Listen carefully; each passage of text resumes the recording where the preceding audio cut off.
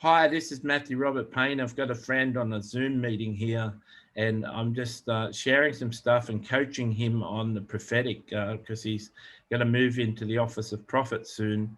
And so I hope you don't mind this prophecy with someone on the screen. He may we may close with a prayer that he can listen to the prophecy, and he can close with a prayer to seal up the prophecy, and that can be like an added bonus to you. So this is a prophecy for Tina Arena. This is not a prophecy that's been requested, but Tina Arena is an Australian singer, and I hope to have an influence in the world. And I hope that someone, if you're a friend of Tina Arenas and you find this on YouTube, that you can reach out to her. I'm not going to go through the process of contacting all these singers that I'm doing prophecies over. I hope, like the Bible, that these prophecies will have relevance in the future when she gets to meet and see this. But one day I'll be someone popular. And so this is a prophecy for Tina Arena. If you're a Tina Arena fan and you follow her on Facebook, post this prophecy and share with her because I know that it'll bless her. So that's introduction for people who are used to watching my prophecies and are watching this and think it's strange that I'm doing one for someone who didn't request it. So Tina Arena, let me start with some prayer. Dear God in heaven, or the great being, or the great illuminated one, I pray that you would bless this and use this for encouragement. First of all, I get to I get a sense that you're a detailed person. You're into the little details. Um, you're the person who notices someone say that they love the color pink, or they love red roses, or they love handwritten cards, or they love, uh, you know, um, they love cards with animations on them, or cards that peel out. You notice all the details in gift giving, especially when it comes to gifts. But this detail, this attention to detail, goes through everything in your life. And I know some of your songs, but that's from many years ago.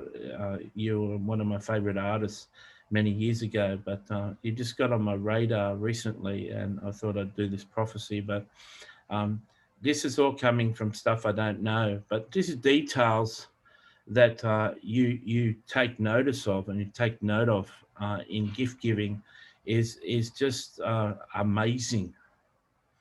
People people are so amazed at your thoughtfulness. You've had so many people, you've had people fill up with tears. And as a recording artist, you have money and you have finances, and you're blessed with a little bit of wealth that the normal person has, and you've dropped over $1,000 on a gift because you knew the person couldn't afford it. Or often people, they really want something but they just can't justify it.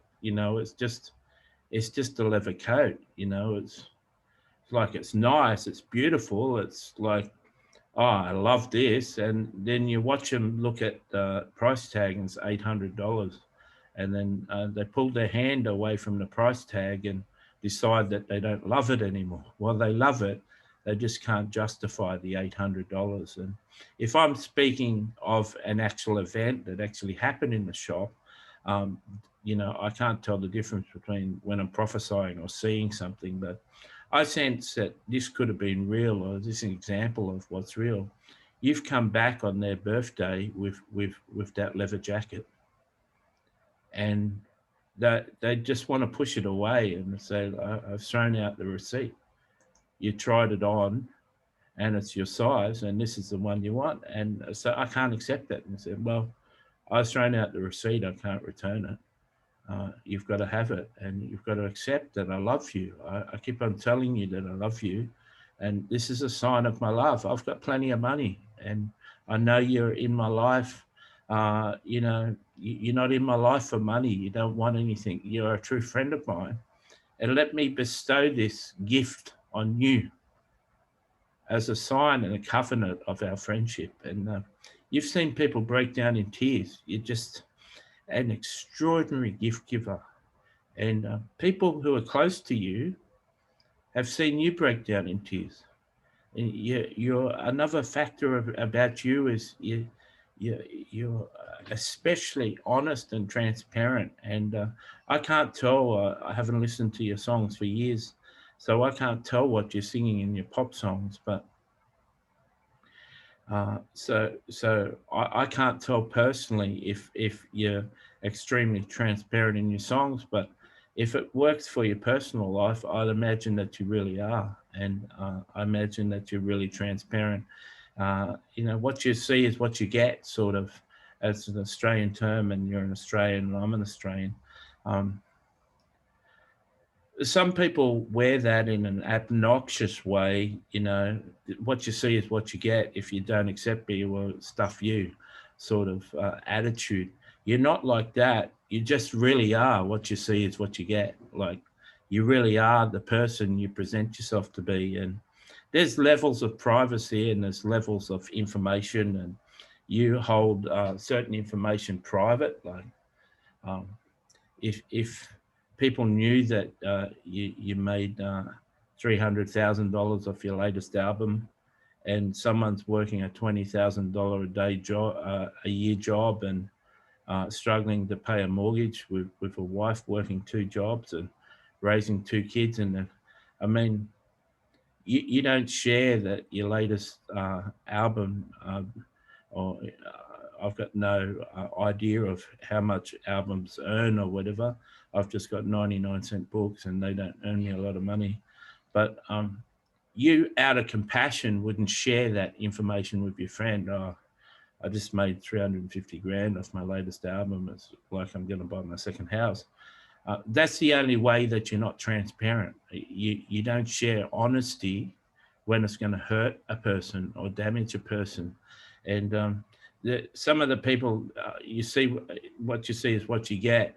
These antagonistic sort of people are broken people and wounded people, and they go around wounding everyone and just being blatantly honest, and it does some people no good. So you're transparent and extremely honest, but you're sensitive to people's feelings. I'm a Christian, and I'm a different sort of Christian. And if you read my books, you realize that I am. But I've got a way of talking about Jesus and a way of talking about saints from heaven and angels that's interesting and not offensive to people. I don't offend people. I'm approaching you, and I'm not sure if you're a Christian. Most people in the music industry aren't Christians, but nothing in this prophecy is offending. And I've just learned not to offend people. And you've got this beautiful gift-giving ability, and you've got this really non-offensive transparency, and people want to know you. People meet you and they want to know you. And these are, you could meet people in a setting in America, for instance. You could be a tourist in America, and I'd imagine not a lot of people would know you in America. And you could meet a waitress in a store, and she could be serving you, and she could be in a state of wanting to get your number and going out for dinner with you, because she's developed. You just got this. You've just got this. What do you call it? Magnetism. People are just drawn to you, and sometimes it can be overbearing for you because you've only got enough energy for a certain amount of people in your space. You've got to protect yourself, and you can't run out of energy. But if you let people go, you just be worn out all the time, because people are constantly drawn and constantly want to talk to you. And in Australia, a lot of people know that you're Tina Arena, and yet it's more than that. People that don't even know who you are. People in America, people in other countries, people you're just having a social conversation with or you're interacting with because of business or something. People just want to know you, and they're asking you for your number. Can they Facebook friend you? And you've always wondered, you've had this wonder, what is it about me? And you know you're honest, you know you're caring, you know compassionate and kind. But what does this waitress know about me? What can she see in me? She's just serving my food, for God's sake. Why does she want to take my Facebook message? And why is she like, if I offered her to take her out for a coffee after a shift, why does she want to tell me her whole life story? And that's another thing about you. People just tell you their whole life story. You've had so many women confess sexual abuse and rape to you, and they shouldn't even be having that conversation. It's not polite conversation, but and and this isn't just people in Australia. There's people overseas, people that don't even know you, and I can understand fans would think they know you if they've listened to 15 years worth of music. They feel that they know you. And as a person who's written 58 Christian books, people really do know me. I'm transparent, and often when I prophesy, I share things that are true of me too. So uh, I'm not so much good in this gift giving thing. I don't notice anything, but I'm transparent and honest, like you are. So often in prophecies, I'll be sharing character traits in myself. But you've always wondered, what is it about me? Like, have I got strange hair? Is it my makeup? Is it how I dress? Is it how I smile? Should I stop smiling at people? Why are people fascinated with me? And you've never wondered, and it's a thing called glory. There's a thing called the glory of God, and Isaiah 60, 1 to 6 talks about that. Isaiah is a prophet in the Bible. So Isaiah 60, chapter 60, verse 1 to 6 talks about kings and queens come to the brightness of your thing. And it's a complicated subject, and I've looked into it. But here's some things about glory. Glory is little babies stare at you everywhere you go. Babies' eyes follow you. You can be on a bus or public transport or someone, and babies are just staring at you. Do you know how? Well, you would know as I'm not popular, so I don't know it for this. But do you know who people you can see saying that's Tina Arena and they're staring at you? Do you know those sort of rude stares that you get from people? Um, well, the babies are staring at you like that. Young children stare at you like that, rudely. But young children haven't got manners. They, unless their mum corrects them, they got no idea that they're being rude. And babies have always been staring at you. If there's a homeless people begging for money, they'll always ask you. Um, if you're walking down the street and people are walking past the person, when you get to the person, they ask you directions. When someone's got a need for something, a stranger, they've got some sort of need. Can you hold this, or can you pull your chair out, or some waitress wants help with a glass or something or a tray. When anyone needs help, they ask you for the help. You see a waitress come to a table and she's looking around and she finally says, "Can I get you to move over to this other table?" Because you're sitting at a table for four and you're just by yourself, and she moves you to a table for two. She senses something in you that says, "This is a nice person, she'll understand. I'll just ask her." And that's her dilemma. And you've had this happen. That's her dilemma. She's got people coming in for four, but you've got the only table that they can have, and she has to move you, but it's pretty rude to tell you to move when your meal's on the way. And she's in a dilemma because she's got to solve it. But somehow they ask you to do that. And it's often, that's happened to you often. And you've wondered, what is it? Well, it's called the glory of the Lord. And I wish I could describe it for you. I'll give you a little description. My T-shirt says, "Do what your heart leads you to do," and it's from a company called Zion Kingdom Works. I've got 200 T-shirts, and I explain on that website on the About Us section what the glory of the Lord and some of these things. And it's like a supernatural presence of God on you. And you don't have to be a Christian. You can just have this. And that's what it is. That's the answer to your question. You know, I've tried to look up books on it. There's one book that talks about it by Jeff Jansen.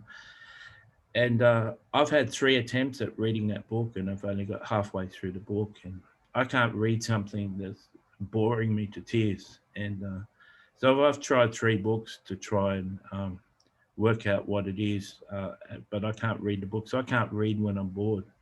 So it's a subject I'm just learning about, but you've got this supernatural favor of God on your life, supernatural power. And the glory also gives you boldness and confidence. You're a person who, if someone says you can't do something, like that's the biggest motivator for you. It's not that it's not that you're got deficiencies in yourself, and someone is saying that you can't do that, that you'd never be able to do that. And you rise up in low self-esteem and say, yes, I can. And you beat yourself to a pulp trying to prove them wrong. It doesn't come through self-sufficiency. It comes from this holy boldness that you've got. Like, why not? Why can't I do it? Because I'm a woman? Because I'm just a singer? Because I don't know business? I haven't been to business school? My father's not rich like yours? Why can't I do it? If I want to do it, have you ever seen me fail in anything? You obviously don't know me too well. You've just given me the motivation to do it. And it's not like you want to put down the person or insult the person. You're very courteous and loving and generous and gregarious person. And I don't even know what the word gregarious means, but if you look it up, it'll suit you and it'll be a compliment too. But you're just this beautiful person, and you've got this power of God on you. And I tell you that the Christian God is a beautiful God, and the Christian Jesus is a beautiful Jesus. And you feel free, if you ever watch this, if one of your fans send it to you, feel free to get in contact. I'd love to talk to you over Facebook phone or meet you in a restaurant or something, have a good old chat about, try and work out what this glory is, because you definitely know that that's happening. You've always wondered what it is. And I'm just a novice at it, but if you buy 40 of my t-shirts, it'll increase, because God's put glory on my t-shirts, and that's why I've got so much of it, because I've bought 40 of my own t-shirts. And honestly, having so much trouble selling these t-shirts, I honestly decided, well, it was worth $3,000 designing them all just for the power that I've got. And everywhere I go, witches sensors go off like car alarms, and they're always astral traveling to talk to me. And they want to know where I got all this power. And so it's obvious to people in power. And if you're involved in witchcraft or Illuminati, and that's how you got your thing, and many conspiracy theories say that sort of stuff, if you're involved in darkness or anything, you'd recognize the power that I've got and I possess. But this glory is fascinating. I'd love to talk to you about it, but I hope that this has really blessed you and helped you. If I was going to give you some advice in this, because these are just all characteristics talking about you, if I was going to give you some advice in this, first of all, I said all that just to say God knows you and God loves you. This is a total stranger, self-confessed, honest, transparent person who hasn't listened to your songs for 20 years. How would I know that?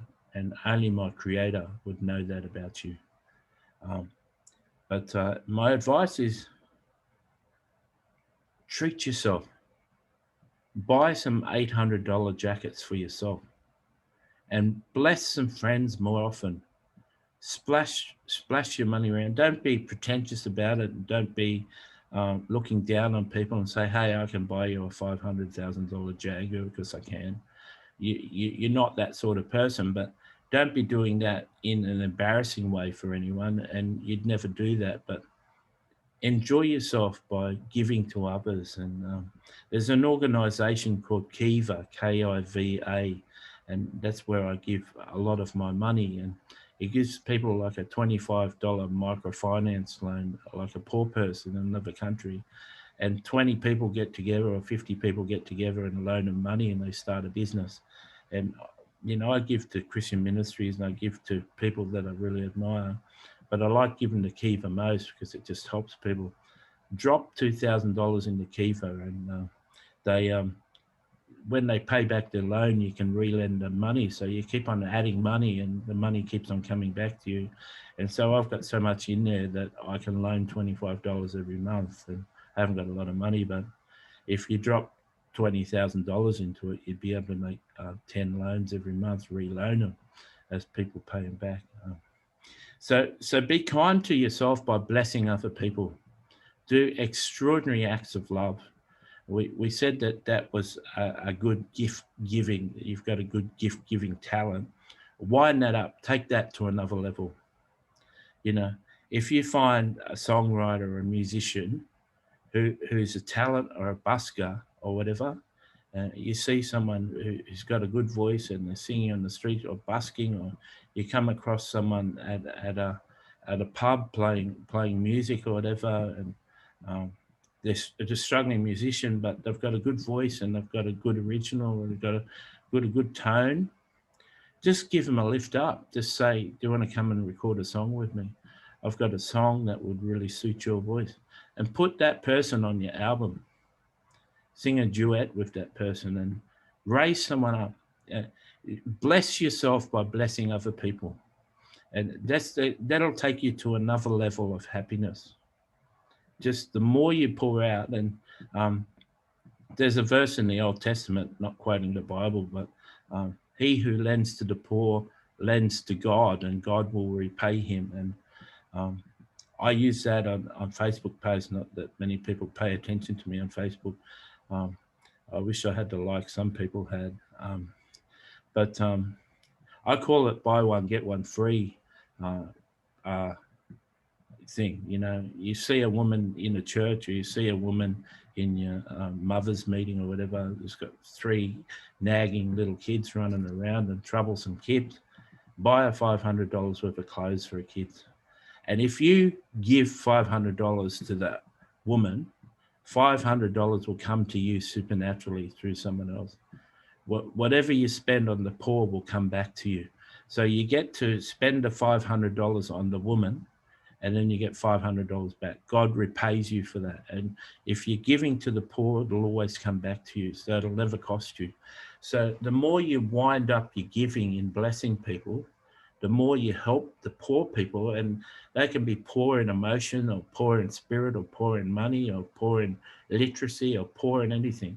You can be poor in religion. You can be poor in knowledge. You can be so blooming narrow-minded, like most Christians I know, that you can give them a help up by giving them one of my books that'll drive them furious, but it'll heal them if they bring the message. And I encourage you to read some of my books if you ever watch this.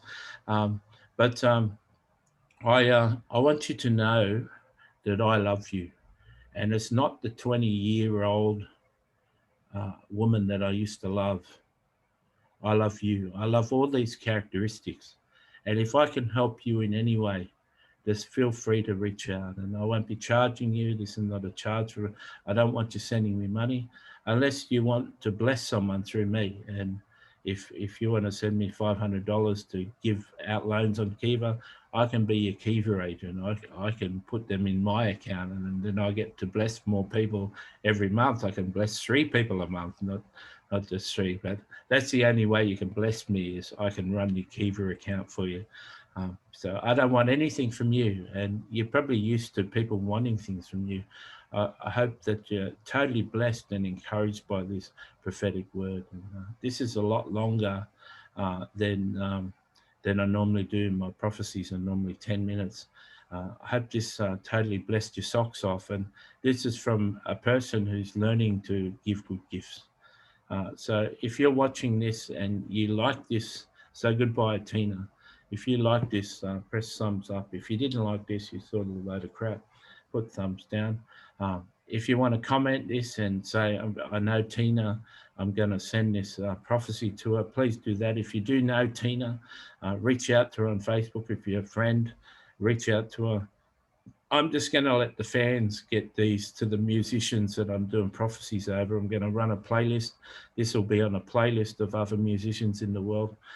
If you know the musician and you listen to the playlist, join their Facebook, say, hey, you need to listen to this. This is really great. But I'm not going to reach out to these people. I'm going to let the fans do that. And imagine if you're a fan and you listen to this and this has just got you gobsmacked because you seem to know all the music and say, she really needs to this. Well, you know, you phone her, you Facebook her, you nag her until she listens to it. So God bless you. I'd love to hear your comments if you like this prophecy.